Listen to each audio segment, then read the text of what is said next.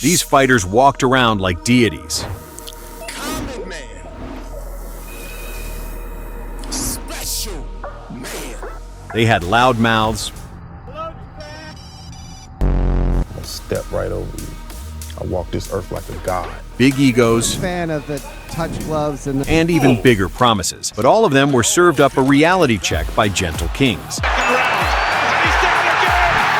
and then a jab to follow it up. Again with the jab.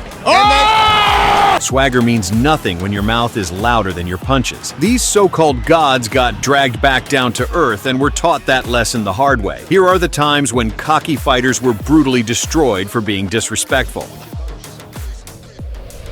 We'll kick things off with Bernard Hopkins' fight with Joe Smith, where the legend got cocky and paid a heavy price. In 2016, boxing legend Bernard Hopkins stepped back into the ring to face Joe Smith Jr. for the WBC International Light Heavyweight title. I would never let a white boy beat me. I would never let a white boy beat me. I'd never let a white boy beat me. With a career full of battles against the likes of Oscar De La Hoya and Roy Jones Jr., Hopkins was confident that his experience would be more than enough to handle the younger challenger.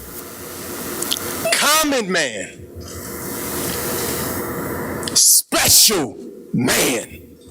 Hopkins didn't hold back on the trash talk, even during the face-offs, as he constantly tried to get into Smith Jr.'s head. Joe Smith Jr. Once the bell rang, it became clear that words only go so far. Smith Jr. showed that age isn't just a number, as he systematically picked apart the seasoned veteran round after round. By the later rounds, it was obvious that Hopkins didn't have it in him any longer. It's Bernard Hopkins, but maybe Father Time has finally caught him. After an 8-round beatdown, Smith landed a ruthless 6-punch combination that sent the 51-year-old Hopkins through the ropes. Hopkins, who had spent 28 years in the ring, had only 20 seconds to make it back, but he couldn't rise in time. The injury forced the referee to call a TKO, handing Smith the victory and a successful title defense.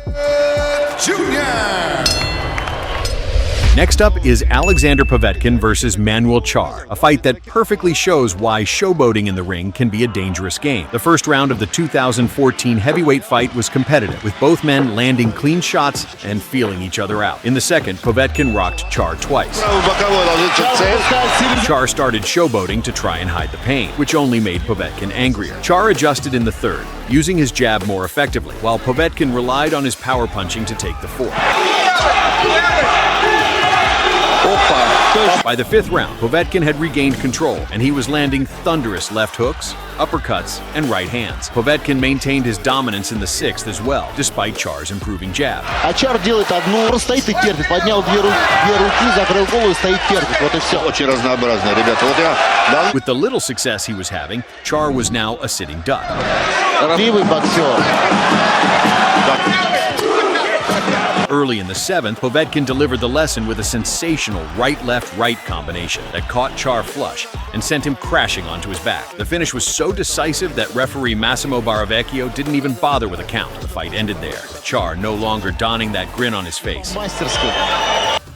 In 2018, Spike O'Sullivan made a huge mistake of trying to mog David Lemieux twice in the same week. First at the press conference, where he strutted around like he owned the building, and then again at the weigh-in, giving Lemieux that do-something-about-it energy. Oh, they want to go right now. Save it for the ring, gentlemen. Tomorrow night, HBO, pay-per-view. Spike was feeling himself a little too much, like a man who forgot Lemieux is basically a walking punch highlight reel. But Lemieux, being the calm, polite, soft-spoken Canadian destroyer that he is, didn't react. He just waited like a man choosing the perfect moment to swat a fly that's been buzzing around his head for too long. I'm gonna brutally beat him. He's gonna stay marked up for forever with what I'm gonna do with him. When fight night came, Lemieux made sure that moment arrived fast. He started by touching Spike up with clean jabs and tidy combinations, just enough to get Spike thinking he was safe. Moments later, Lemieux unleashed that monstrous right hand that landed so clean, it practically deleted Spike's Wi-Fi connection on impact. Spike tried to get himself together, but both he and his ego were flattened on the same canvas, and there was no coming back from that one. In the end, the humble man won, and the guy doing all the mogging got unmoggably slept. Touch the chin. You know, right there, as soon as he felt it. Now it's proven that you don't mess with Ukrainians. But German cruiserweight Marco Huck still wanted to test the theory for himself during the 2017 World Boxing Super Series quarterfinals, even after Alexander Usyk basically handpicked him like a clearance rack opponent. The moment Usyk selected him, Huck's ego kicked into high gear and he fired off a loud warning, acting like he was the one doing Usyk a favor. But Huck didn't stop at trash talk. He added a shove during the face-off and poked the bear like he was trying to unlock a secret boss level. The only thing he unlocked was his own downfall, because once the bell rang, Usyk turned into a Ukrainian surgeon in boxing gloves. He dismantled Huck piece by piece, and round after round as the German struggled to back his bravado up inside the ring. Huck's main offense was presenting his chin like a special holiday offer. And Usyk accepted it every single time, cracking it like a birthday piñata. By round 10, Usyk was done beating Huck up, and he closed the show in style.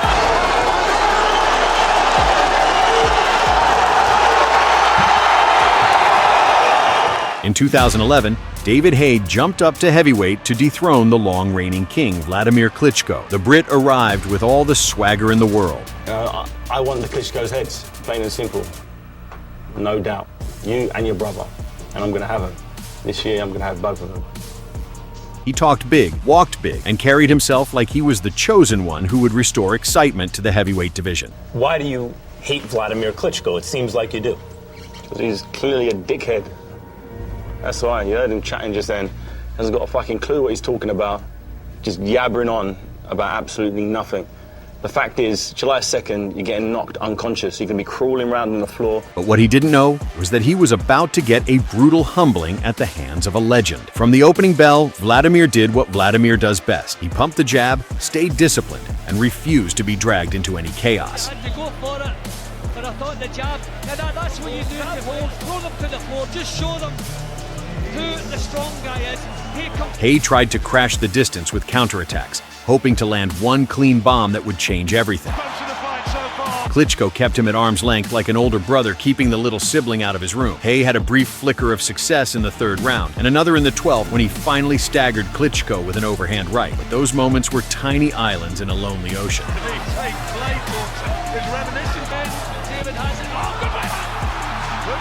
Klitschko continued to land the bigger and better shots through the fight.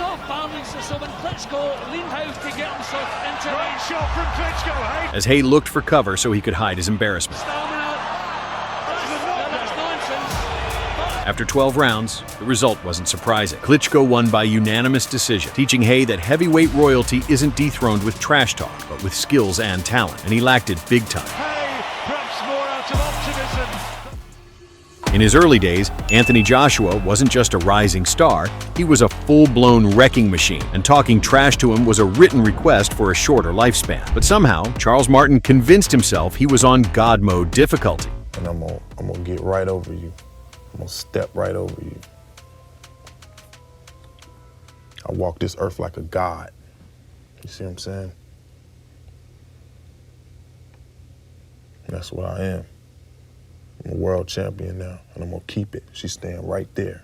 Needless to say, he was made to pay. From the opening bell, Charles Martin looked like a man trying to find the exit rather than a way to win. He spent most of round 1 on the back foot, throwing barely anything and landing even less. Joshua didn't even need to push the pace. He simply probed with light jabs to the head and body, occasionally touching Martin with a right hand. Round 1 was all Joshua as he continued to build his attack behind a solid jab. Round 2 started with Martin finally deciding to act like a champion and fight on the front foot. They came out weeks sparring Joey. But just as he opened up, Joshua read him like a children's book. Martin jabbed, Joshua slipped. Himself open to a counter. And boom. The left. Got it! Right hand on the floor. Martin looks into his... Martin got up. Tried the same jab again, and Joshua gave him the exact same punishment. This time, Martin stayed on one knee while the referee counted him out, giving Joshua a dominant second-round knockout and the IBF heavyweight title. This is a big shock, and he was badly hurt there in the heavyweight. So that sort of power, you got to keep out of the way. He was wide open, very upright.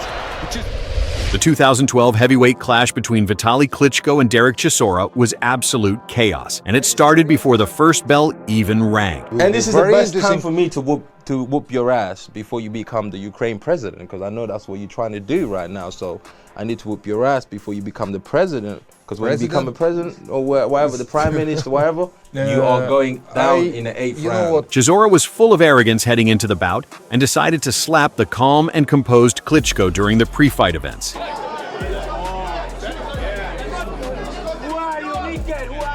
He even went as far as spitting out water on him, which was a dirty rat act that was about to be punished.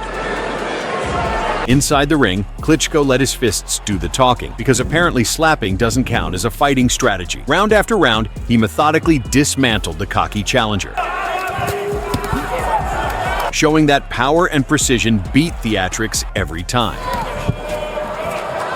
Chisora's bravado was like a balloon full of hot air and ready to pop any time. Even when Chisora tried to land some shots, Klitschko was in complete control.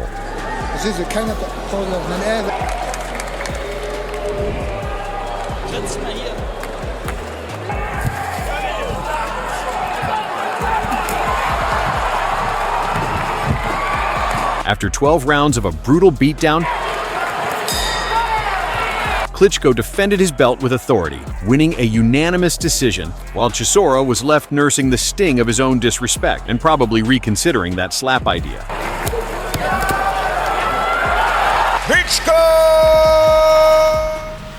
Martial arts is built on respect, but some fighters act like the rules don't apply, and this cocky guy named Yamway was a prime example. Yamway completely ignored the code, refusing to even shake his opponent's hand before the fight, and it came back to bite him hard. As soon as the bell rang, his disciplined opponent, Gorj wasted no time. He mixed up his attacks, keeping the cocky fighter off balance from the very start. In the clinch though, and now Yamway's looking for the takedown. Yamway just covering up at this point is Gorjev's leg. On the feet, he landed clean shots while peppering him with devastating kicks. By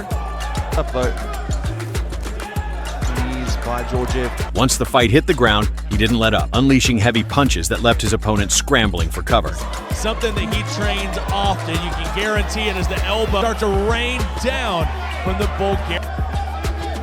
And he's getting through the defense. By the end of the second round, the cocky fighter had no answers, no energy, and no fight left in him. Instead of showing up for round 2, he slumped onto the stool and waved the white flag like a crowd. It looked like the doctor had to give him on the stool. Did the concussion test and just said, sorry, no need for you to continue with this. For the onslaught. This was the story of the fight. Gorjev he picked his shots and he landed some really big explosive strikes. Manel Kape is one of those fighters whose cockiness is almost a study in itself. He is a perfect example of what happens when swagger meets someone who actually knows what they're doing. In 2017, during the Risen Bantamweight World Grand Prix semifinals, Kape came out guns blazing, trash-talking Kyoji Horiguchi and swearing he would take him out. He threatened and probably thought he could win with sheer attitude alone. Horiguchi, of course, wasn't impressed. He saved his talking for the part that actually mattered, the fight itself. From the opening bell, Horiguchi started cracking Kape repeatedly, landing clean shots and showing him exactly why words won't win fights. But every time Horiguchi rocked him, Kape just had to showboat a little more, acting cocky like he was still in the highlight reel of his own imagination. It was almost comical, like watching a puppy growl at a lion and think it's scary.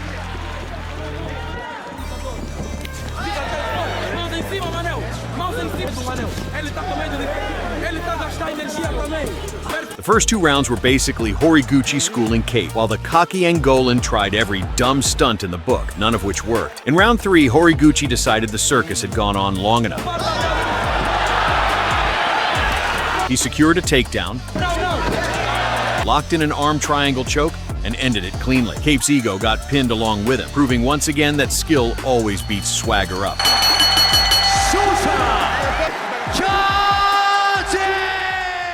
When you try to intimidate the wrong person, it usually backfires. And Maurice Adorf also learned that the hard way in November 2019. Heading into his fight with Alexander Wiens, Adorf strutted around like a German Conor McGregor, full of swagger and confidence. At the weigh-ins, he even had the audacity to press his fist against Wiens' head, clearly trying to get under the calm fighter's skin. Wiens, however, stayed cool and simply stepped back, refusing to let the cocky antics affect him. Adorf didn't stop there as he pressed forward, trash-talking and trying to show who was boss. On fight night, Adorf's cockiness came back to haunt him big time. Seconds into the fight, Wiens dropped Adorf with a crisp right hand and then took him for a ride. Adorf zu Boden. Within moments, a lunging left hook and a perfectly timed head kick sent the once confident fighter tumbling to the canvas. The referee had no choice but to intervene and save him from further punishment. Steht auf, zack. Natürlich in dem Moment legal. In dem Moment, weil Adorf In the end, the fists were replaced with a handshake, as good guy Wiens helped Adorf to his feet, showing respect while simultaneously proving a simple truth. Arrogance and trash talk only get you so far. Next up is one of the most chef's kiss moments in MMA history, the day the cocky showman Joe Harding got emotionally and physically humbled by the quiet assassin Johan Seus during their 2017 amateur bout. But before we roll the clip of this human mosquito, make sure you like and subscribe if you haven't already. I mean, what are you waiting for? Harding's footwork to make sense. Anyway, Harding decided the fight was his big audition for Dancing with the Stars. He was shimmying, strutting, and popping imaginary collars. Harding was doing everything except serious fighting. A little bit showboating. The problem behind it is it looks like Johan can hit probably pretty hard. Gloves and then throw a punch or a kick. Straight afterwards. He's hitting that spin kick and whatever he's doing. Lead leg, when he gets a chance, he's kind of lifting that off the ground a bit. Yeah, Lift it up a little bit, land a little bit more. 10 seconds left. So again, a lot of showboating by Joe in this second round. For 2 rounds, he mocked Seus while landing some decent shots, all while dancing like a TikTok creator with unlimited confidence and zero awareness. Few fights before, when you think in a fight, you end up losing. Don't think, just react. That's going to slow down his footwork. That's going to give Joe the opportunity to move around a bit. On Johan's corner, I'm telling him to close the distance. He's chopping him down with those kicks. Right now, he's more in a counter-striking mode, and that's hard because Joe... Nice little... Joe is constantly moving, dancing a little bit. In round 3, he was about to pay big time. Just 20 seconds in, Seus unleashed the most beautifully timed head kick you will ever see, and Harding's consciousness immediately filed for retirement. It was a kick so clean it looked like it had been rendered in 4K before the rest of the world caught up. In 2023, MMA fighter Mark Hume stepped into the cage against a mountain of a man, Ziko, the Gorilla McAngeli, who was just as cocky as Joe Harding, but about 10 times bigger. Ziko treated the face-off like an intimidation contest, trying every trick to ruffle Hume's feathers. Once the fight started, Ziko thought he could carry that bravado inside the cage, but Hume had other plans. He opened with a few quick kicks, testing the waters and keeping the Gorilla guessing. Moments later, Hume took the fight to the ground. Mark's got the double, he's got the takedown. This is where Hume goes to work. From there, Hume started raining elbows down like a human jackhammer, forcing Ziko to scramble for cover. In a last-ditch attempt to survive, Ziko made a fatal mistake and turned his back. Once he got under that neck, that was it. Yeah, Mark was on more around the... Hume didn't hesitate, and with perfect timing, he locked in a rear naked choke. But then he fully mounted McAngeli and started trying to use the ground and pound, and once he's able to take his back, cutting off Ziko's air and blood flow and forcing the cocky gorilla to submit. Ziko came roaring, but left with all the humility lessons that come with it. Now, rats come in all shapes and sizes, but the bigger the ego, the louder the splat when they hit reality. And Russia's Magomed Vakayav was about to learn that lesson the hard way. For Vakayav, Tony Johnson was standing right there, ready to remind him it's very real. Funny thing is, it all began harmlessly with handshakes, polite smiles, and that fake respect fighters pretend to have for each other. It felt like the calm before the storm, right up until Vakayav realized he couldn't win a verbal battle and switched to arrogance like it was his emergency backup generator.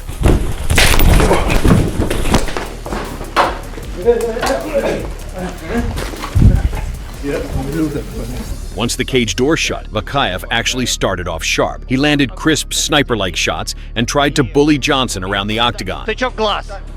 Glass. As if intimidation alone could guarantee a win. Попытка побороться. Заходят бойцы в борьбу. Пытается подняться Тони Джонсон. For a moment, you almost believed the act, but karma doesn't text, call, or schedule appointments. It just shows up uninvited, and when it finally arrived, it hit Vakayav with the force of a collapsing empire. Vakayav thought he was in for a walk in the park, but Tony Johnson turned the tables and delivered a brutally satisfying reality check and humbled the cocky Russian.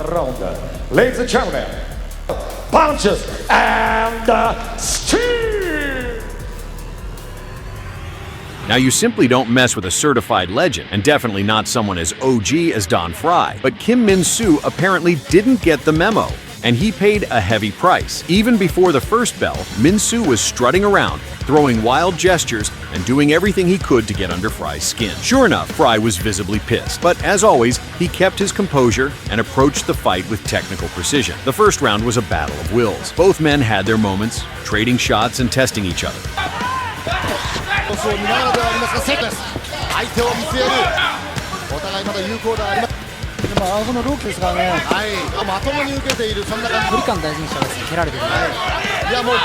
With Minsu trying to prove he belonged in the ring with a legend.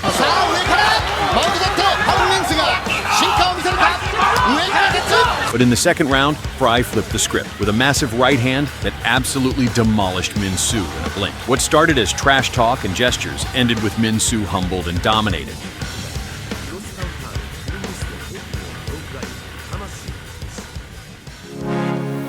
2019 was the year of Jorge Masvidal as he went from veteran journeyman to viral superstar, flatlining Darren Till in London, baptizing Ben Askren in 5 seconds, and slapping on the BMF belt after beating Nate Diaz. So, when Gilbert Burns pulled out of UFC 251, Masvidal stepped in on just 6 days' notice for the biggest opportunity of his career, a crack at Kamaru Usman's welterweight throne. He wasn't fully prepared, but he still gave Usman a solid fight and took the champ to a decision. That alone lit a fire in Masvidal's confidence. Right after the dust settled, he fired off a tweet that said, "I took your nose for 6 days. 3 weeks, I take the belt. Full camp, I take your head off." He repeated that same message everywhere he went, swearing that a full camp would change everything. He cracked me one. He had a good right hand on the fourth round on me, where I thought he was gonna shoot it, and he just clocked me in the face. And I looked him right in the soul, and I was like, "Man, you could never hurt me." And that's why he never wobbled me, he never dropped me or any of that stuff, because he's not built like me. I am full man, and he's something, he's not a man like that, If Kamaru takes a fight against me on 6-day notice with 20 pounds of cut, I finish him in the first or second round. That's a great fighter. He doesn't go to decision with me, and he knows that for a team. That's why he was hugging me for dear life. During the build-up, he talked about how Usman wouldn't survive a fully conditioned Jorge and how he'd take Usman's head clean off the second time around. I see the BMF belt is on the table. I was wondering, is that on the line in this fight? You got to be a BMF to compete for that one, and this dude ain't it, so. You guys know what I bring to the table. I'm gonna knock this motherfucker out.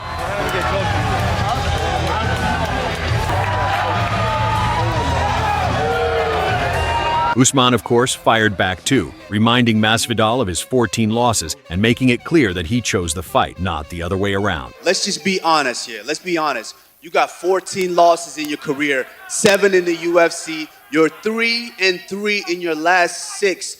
You are sitting there today because I chose you. When the cage door shut, Usman uncorked a right hand from hell, one so clean, it folded Masvidal like a lawn chair being put away for winter. It was lights out for Masvidal, who later admitted the shot was so good it impressed him. I didn't feel that he could knock me out, but man, did he come through and deliver on that day for himself, Mayweather also excels at handing out lessons. The fight between Floyd Mayweather and Victor Ortiz was pure fireworks from start to finish. I just want to be one of the best of the best. And I know I got what it takes to be there and take the throne. Heading into it, Ortiz came in full of swagger and right into Mayweather's personal space like he owned it. Floyd, of course, was not having any of that, and you could almost see the tiny gears turning in his head. Ortiz was now in for a rude awakening. Tell her trainer, don't be trying on no gloves. He ain't fighting. Let the fighter put it on. All work is easy work. All work is easy work. From the opening bell, Floyd Mayweather reminded everyone why they call him Money. Using lightning-fast speed, sharp skills, and a right hand that seemed to have GPS, he tagged Victor Ortiz repeatedly, controlling the first 3 rounds like a teacher grading homework. Ortiz finally found some rhythm in round 4, landing a few shots and backing Mayweather into the corner. Trouble with Mayweather. A lot of people almost get there. Didn't really get much of it in. Ortiz then did a rat act and delivered a headbutt. opening a cut on Mayweather's mouth. Referee Joe Cortez immediately called a timeout and deducted a point from Ortiz. Ortiz then hugged and kissed Mayweather in the corner, which was either an apology or a very awkward way to ask for forgiveness. When the fight resumed, the two touched gloves and Ortiz offered another hug, but Mayweather responded with a couple of nasty right hands that shut his lights out. Ortiz dropped straight onto the canvas and was unable to beat the count. Maybe Mayweather doesn't like being hugged and kissed by men? The thing is, he had already apologized once to Mayweather. Yeah. This was the second time. Being ingratiating to him now. Ricardo Mayorga is one of the most hated boxers among fans. He came straight out of real crime and the ghetto, and he never left his old habits behind, continuing to disrespect opponents with the same irrational aggression. Mi chiquito, si siempre toda la vida te dice que te me respeto, maricón. Yo soy el campeón, tú no eres nadie. Tú no eres nadie, maricón. Deme respeto a mí. Deme respeto a mí. No te me acerques más que te voy a pegar un golpe. No te me acerques más. Deme respeto a mí, maricón. ¿Ese qué? No puedo para eso. Mariconcito, esto no es película. Playito, esto no es película. Aquí no vas a casar con un maricón que quería entrar a la música. Esto es boxeo, maricón, boxeo. 9, 70. Cuando le pegue el Hoya, lo voy a sentar y lo poner a orinar. 2, 3. Yo era vago cuando era jefe de pandilla y me agarraba con puñales. Y esto es con hecho, no es mentira. Yo no juego con muñeca como Oscar. Ni estoy debajo la falda de mi mamá. But this time he faced a sports legend, an aging one, but still a legend, Oscar de la Hoya. Oscar behaved calmly and respectfully, but Mayorga immediately sensed a victim in it. Ricardo humiliated Oscar from the very first day their fight was announced. But once the media sessions and press conferences started, he truly went off the rails and began doing what he absolutely shouldn't have. Dile a tu mujer que te dé huevo en la mañana para que te pares a pelear conmigo. No te vayas a tirar como cuando te tiraste con Bernahawk y Playo. No sabes ni representar tu raza, maricón. Por eso, mira, todos los latinos van a estar conmigo. Mayorga kept feinting punches, insulting Oscar, even slapping him. But the final straw were his comments about Oscar's wife and homeland. After that, De La Hoya delivered a speech with absolute seriousness. Tú le faltaste respeto a dos cosas que yo amo. Dos cosas.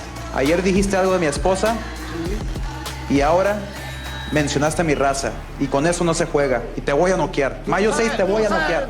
Como el tipo me cae tan mal, yo pelearía hasta gratis con él. No le quiero ganar, a él no lo quiero noquear. A él lo quiero matar, parándole el corazón con mi derecha.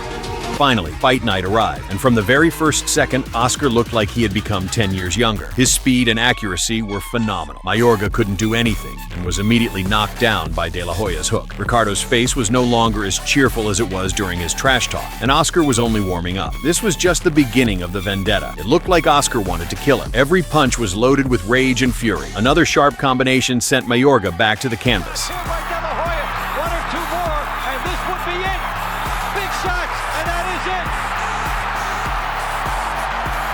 Then came another knockdown. Ricardo was paying for every single word he had said. And he does step in.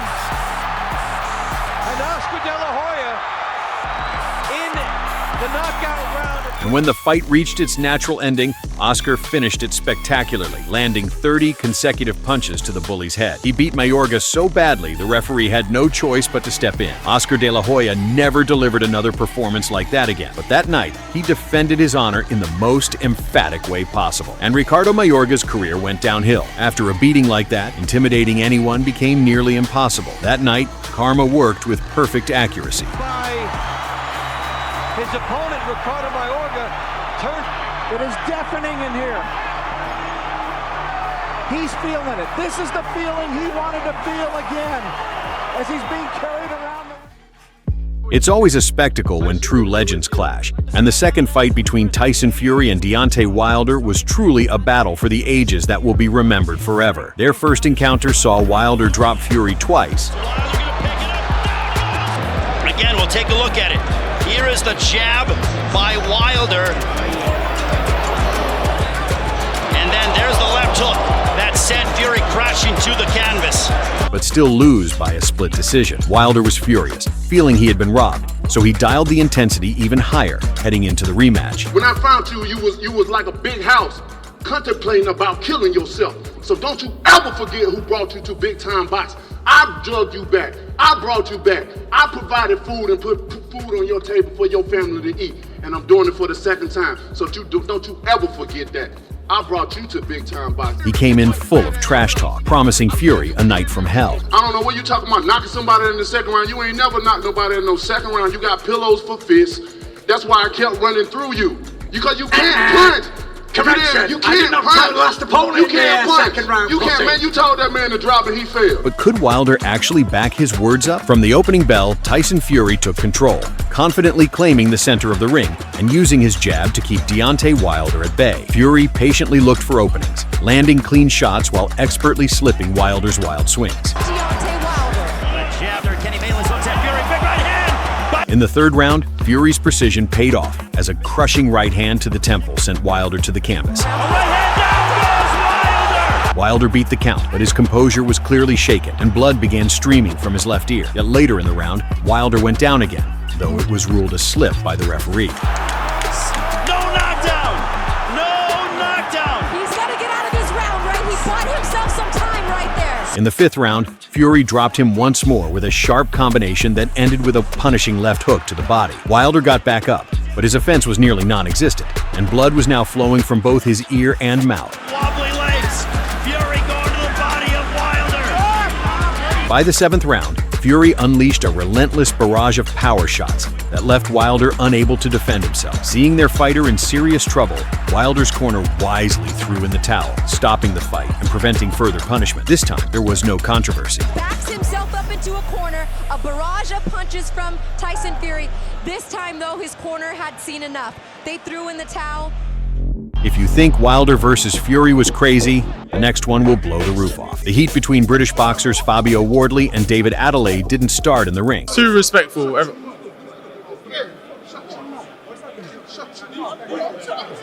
It started when Adeleye blindsided Wardley during an interview and shoved him so hard it sparked a full-blown melee. Soon, arms and legs were everywhere, and the clip went viral instantly. Wardley was furious after that, and even hearing Adelaye's name made him sigh. Adeleye was about to pay big time.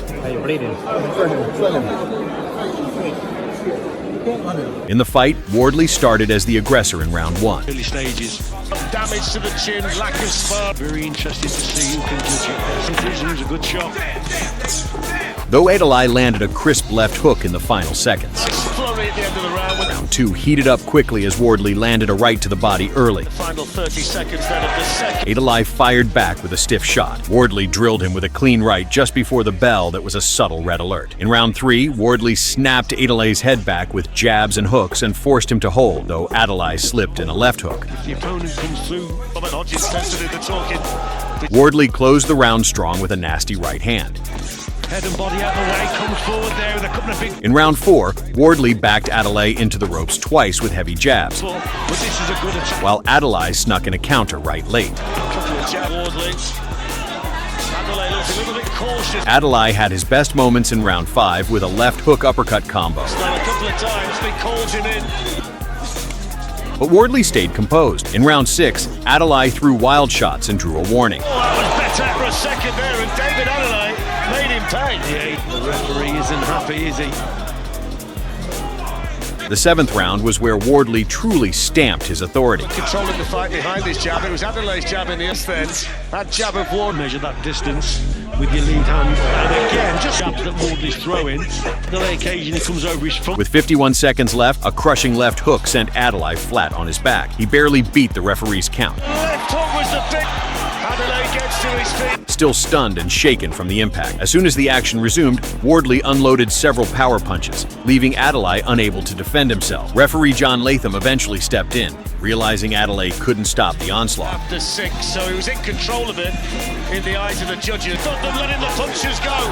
Adeleye hanging on, clinging to his hopes. Wardley unloading with big punches. John Latham stopped it. David Adeleye pushes the referee away, furious with the decision. Now the 2022 fight between Alexis Rocha and Blair Cobbs was full of heat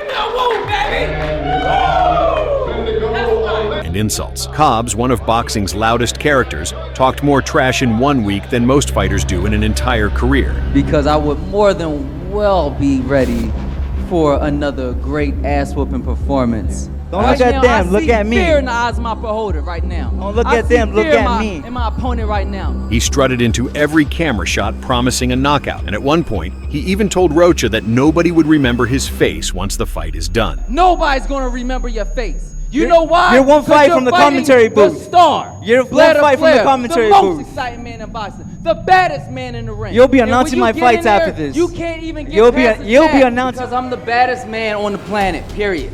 Don't be calling him right now. I'm just so busy. I'm so busy just whipping ass all day that like I don't even have time to just finish this fight. This fight's not gonna go the distance. Thank you, Alexis, for talking shit because you have ended your career fucking with Blair Flair. We're gonna shut this fight down early, baby. I ain't going nowhere. There ain't no running, ain't no hiding, there ain't no pity pat shots. Rocha wasn't there to trade insults. He was there to trade punches, but Cobbs kept pushing his luck, getting louder and more annoying with every face-off. On fight night, Cobbs actually started well. His speed and awkward movement gave Rocha a bit of trouble early on. Distance with that jab. Those orders. So is Cobbs with some power as well. The game plan for Roach is to break down. There's a little wider.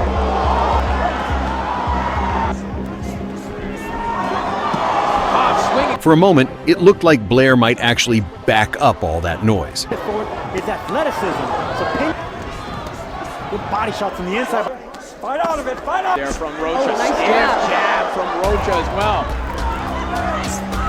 The pendulum swings. But by the middle rounds, Rocha found his rhythm and began hammering Cobbs with heavy shots. Cobbs was now in full survival mode, but this was only the beginning of a devastating end. Closer he gets. Hand left again and again, another one. And now it's Rocha poured on nasty combinations, rocking Cobbs multiple times. right hook. Is seriously hurt. The referee didn't stop this fight, even though he is taking a beating. Big right hook wobbles Cobbs. He was nearly caught up in the ropes. The mouthpiece is out, and Rocha is on. Until the referee finally stepped in. Just like that, the man who promised to end Rocha's career ended up getting his own mouth shut. Julius, the Towering Inferno. Long is a 7'1" skyscraper of a man with an absurd 91-inch reach. But don't let his massive frame fool you. His career was more slow burn than blazing fire. In March 2019, Long met his match in Haye, a compact and ferocious heavyweight from New Zealand with a backstory as tough as his chin. After surviving a brutal stabbing at a bus stop, Haye turned his pain into power, earning the nickname Tongan Tyson. Mentally, Haye was one of the strongest out there, but Long still tried to clown him, declaring himself the real deal. At the end of the day, he's the heat. He got to bring the heat to me. You know, shit. He got to bring the heat. I'm the GOAT. I'm the fighter. Haye wasn't interested in pre-fight theatrics and was adamant on letting his fists do the talking. From the opening round, Haye charged in like an 80s Tyson reboot, bullying the giant in the clinch, Right. slipping under jabs and sneaking in sharp uppercuts. Oh, he's just trying to line up that right hand. Meanwhile, Long boxed like his own reach gave him hives, with 91 inches of pure advantage wasted on feather duster jabs. Staying in that southpaw position. As the rounds rolled on, Haye settled into a rhythm and slowly started turning the big man into a sparring session. Big shot. In round 7, Haye's big left hooks crashed in like bursts of lava, rattling the giant and melting away his defenses with each thunderous shot. I'll tell you what, if he's down out of sheer exhaustion. How has he not gone down? Finally, Haye detonated a nuke of a left hand that sent Long toppling in a heap of shattered pride. In the fight game, opportunists have a way of crawling out like roaches when the lights are low, and few scurried with more shameless enthusiasm than Bob Sapp. You better get it right. It's Bob the Beast Sapp, and you may meet the right one or the left one. A hulking mass of theatrics and inflated strength, Sapp built his legacy on smoke, mirrors, and a carefully curated lineup of opponents who were usually half his size and twice as naive. Always sniffing around for easy paydays, Sapp eventually set his sights on Mariusz Pudzianowski, a man better known for dragging airplanes than throwing crisp combinations. Before the fight, Sapp went full WWE villain mode, releasing a taunting video where he mocked the Polish strongman and confidently claimed he'd fold him like origami. You hit like a girl.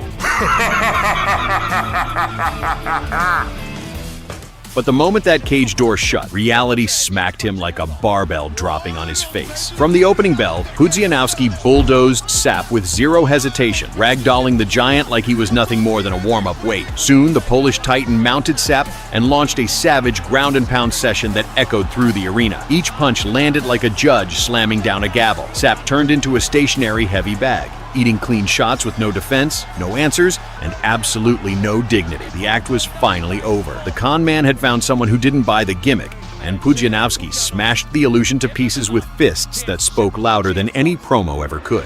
6'3" heavyweight Monty Two Guns. Barrett walked into his showdown with Shane Cameron packing nothing but volume and Shakespearean bravado, with poems and whatnot. I'm gonna be able to hit that jaw all night. I didn't know his jaw was that big. You don't got a hell of a chance in the ring and out the ring. I wrote a poem about this fight. Extra, extra, read all about it. Shane fight me is like a door scratching off a flea. It's going to be easy. But for all the poetry he recited, Barrett's punches lacked rhythm and sting, and his offense fell flat like a dramatic monologue with no audience. Cameron, on the other hand, wasn't here to trade verses. His fists became the real script, and each shot he landed was a venom-laced line that rewrote the narrative in real time. Not long after picking Barrett apart, Cameron uncorked a picture-perfect knockout blow, the kind that ends trilogies in one scene. Just like that, the loudmouth's soliloquy ended in silence.